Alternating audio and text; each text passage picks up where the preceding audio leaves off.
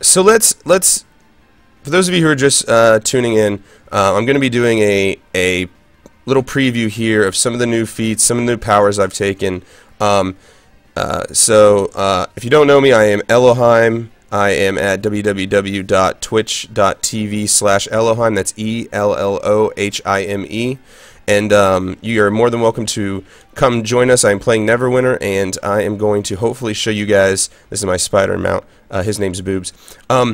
I'm hopefully going to show you guys some of the feats and powers and kind of the synergy between them. I made a previous video, but I've changed things up just a little bit, so I wanted to talk about that. So let's jump right into it. So some basic stuff, some foundational stuff that I want to cover, because I get a lot of questions about this. What is most important when it comes to making a rogue? Is it strength more important, dex, charisma? I'm going to go ahead and say that I went pretty much a full dex spec. I would say that this is not optimal for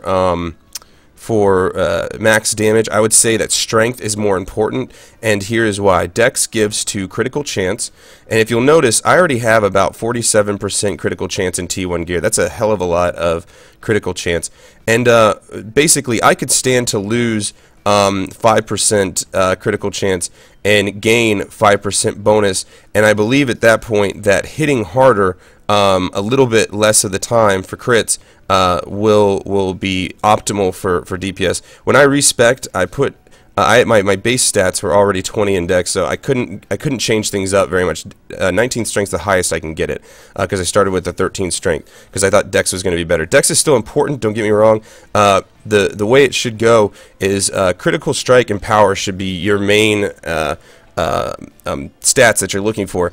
I would say that once you get to about 40 to 50% critical, that power is actually going to be more important at that point to start stacking. You'll have gear that has this this stuff on it. Give me just a moment. I'm going to turn my music down just a little bit. Sorry about that. Anyway, so let's talk about some of the changes I made. Let's go start with the feats. Here's the new feat setup.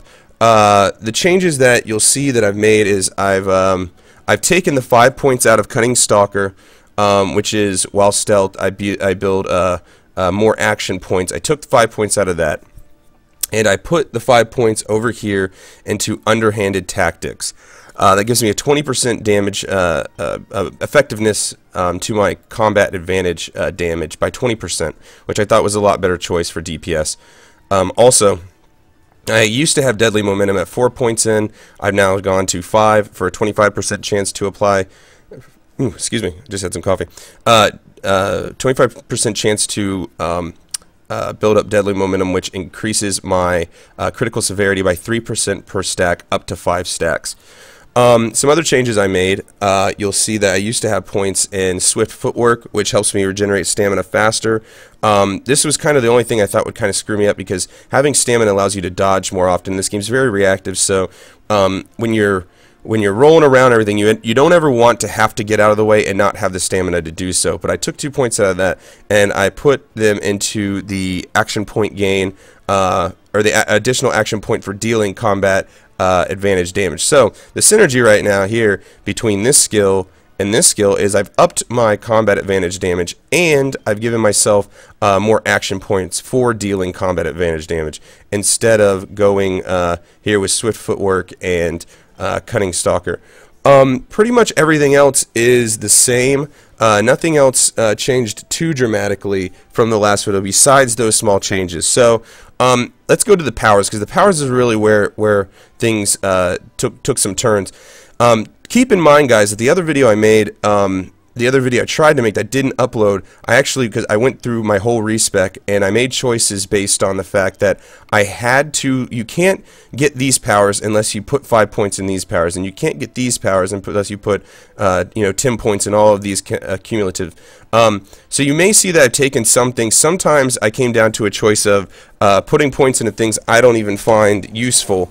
But what I will say is that I tried to make these powers in this build usable and give you options for PvP as well as PvE. This is not a WoW game, so basically you can't put different, you don't have different specs you can switch between for the two. So this build will give you everything that you need that is essential to your PvE game, and it will also give you some options, like I said, as far as PvP is concerned. Now, I want to throw this out there because I want to talk about rotations in a second. But first of all, let's go over some of these things, these extra things I took. I took Smoke Bomb and Impossible to Catch, Bait and Switch.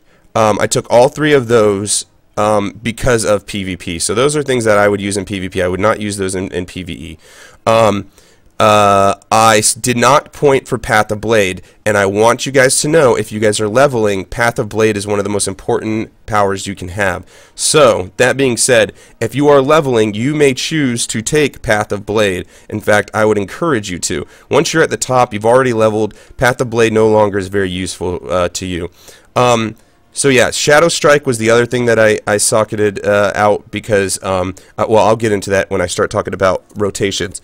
And everything else is pretty much the same that I kept it before. Duelist Flurry is a no-brainer. That's your go-to at-will ability, as well as Sly Flourish.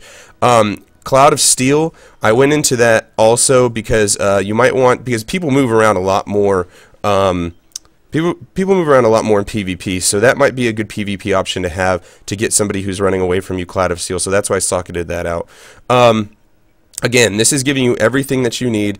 Lashing Blade is a no-brainer. I took Death Strike because it's a nice utility to have, especially in PvP, to be able to just get right to the person if they're running away or something like that. So let's talk a little bit about the rotation. And also, I'm temporarily messing around right now with tactics instead of having Invisible Infiltrator here, and I'm trying that out for the action point gain to see how it works for me. But okay. So I used to have my abilities set up. Those are some of the changes I made, by the way. I used to have my abilities set up. Bye, Boobs. Anyways, see ya, Boobs the spider. This is how I had my original setup. I will go ahead. I know I've said that 3 times now, but I will go ahead and grab my other power. I used to have Deft Strike in here, so I could get to the person, get behind them for the combat advantage bonus, and basically this is what my rotation looked like. Wicked Reminder is my go-to damage resistance breaker. So I'm spamming this, and once I spam this, I'm going stealth using my Duelist Flurry, because again, if you guys watched the other video, Duelist Flurry is a quick, here I'll do it real quick for you. 1, 2, and then it does a bunch of hits. So those first 2 are slow hits, and then it does a bunch of fast hits after that, like up to 6, I think. So if I go over here into the feats, you'll see that Deadly Momentum has a 25% chance of Duelist Flurry activating off of Duelist Flurry to give me stacks of critical severity, 3% of them up to 5 stack. So it's pretty important. Then on top of that, also, my at-will powers, which are my auto attacks, which is Duelist Flurry, have a 5% chance to reduce the cooldown on recharging encounter powers. So because of these 2 things, using Duelist Flurry when you can is a great tool for proccing those feats. Now here's the problem though. For things that are super mobile and moving around, it's hard because it sometimes it makes you stationary, and you may not be able to keep up with the target if it keeps moving. I don't know why I'm lagging right now. Anyways, so something to think about. So the rotation was something like this, where I would run up and I would break armor, and then when I break armor, I would start my Duelist Flurry. Then while I'm Duelist Flurry, I go stealth, and then I come out with Lashing Strike. Or lashing blade, sorry. Again, I don't know why I'm lagging the way that I am. Anyways, and I'm moving around kind of weird. Anyway, so that was kind of the build, was going ahead and doing, hey Kino, was breaking down the armor, keeping that going, doing the Duelist Flurry. God, it's so screwing up right now. Doing the Duelist Flurry, going stealth, and then coming out with that big hit. And then that was my old build. So here's the new one. It incorporates Shadow Strike, because it's important to note that Duelist Flurry. Let me jump out of my Facebook because apparently it's going crazy. So I'm gonna close that. Done. So anyways, back to what I was talking about. Duelist Flurry has a chance of doing a bleed on the target, and the bleed percent is based on how hard you hit for. So doing attacks in stealth because of where's it at? While stealth, you do 25% more crit severity. Because of that, when you're doing attacks in stealth, you want to hit this while it's stealth because you're going to hit big and you're going to bleed the target for more damage. So basically, what's going to happen is I'm going to do my Duelist Flurry, and then when I start doing that stuff, I'm going to go stealth for the fast hitting portion of it.